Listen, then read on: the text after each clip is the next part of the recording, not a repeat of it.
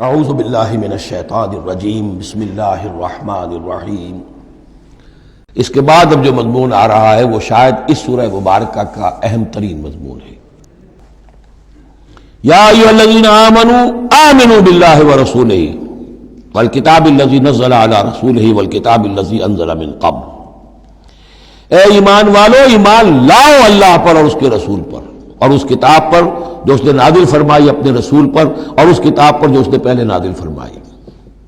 ایمان والو، ایمان لاؤ، چھ معنی دارت۔ ایک ایمان ہے اقرار باللسان، وہ تو تمہیں حاصل ہے، وہ تمہیں موروثی طور پر حاصل ہو گیا۔ مسلمان ماں باپ کے گھر میں پیدا ہو گئے، وہ ایمان مل گیا۔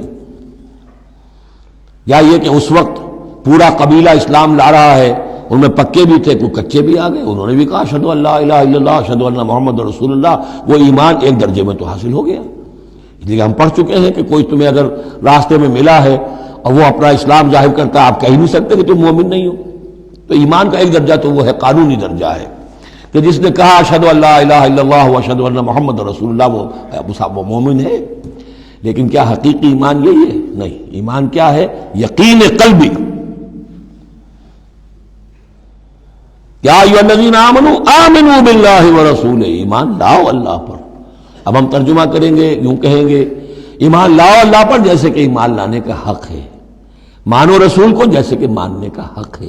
اور یہ اسی وقت ادا ہوگا جب اللہ اس کے رسول پر ایمان دل میں کھب گیا ہو، جیسے صحابہ کے بارے میں فرمایا گیا سورہ حجرات میں وَلَٰكِنَّ اللَّهَ حَبَّبَ إِلَيْكُمُ الْإِيمَانَ وَزَيَّنَهُ فِي قُلُوبِكُمْ، اللہ نے ایمان کو تمہارے نزدیک محبوب بنا دیا، اسے تمہارے دلوں میں کھبا دیا ہے۔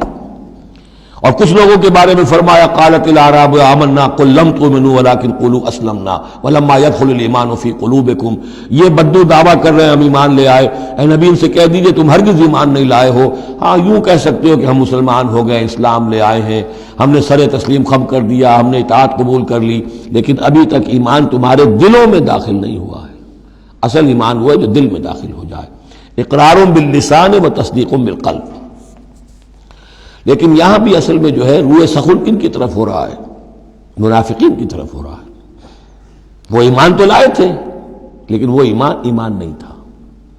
یا ایھا الذین آمنوا آمنوا باللہ ورسولہ والکتاب الذی نزل علی رسولہ، قرآن کے لیے لفظ نزل، والکتاب الذی انزل من قبل، اور تورات کے لیے انزل، اور اس کتاب پر بھی جو پہلے نازل کی گئی تھی۔ وَمَن يَكْفُرْ بِاللَّهِ وَمَلَائِكَتِهِ، جو کوئی کفر کرے گا اللہ کا اور اس کے فرشتوں کا، وَكُتُبِهِ اور اس کی کتابوں کا، وَرُسُلِهِ اور اس کے رسولوں کا، وَالْيَوْمِ الْآخِرِ اور قیامت کے دن کا، فَقَدْ ضَلَّ ضَلَالًا بَعِيدًا، تو وہ تو گمراہ ہو گیا اور گمراہی میں بہت دور نکل گیا۔ صدق اللہ العظیم۔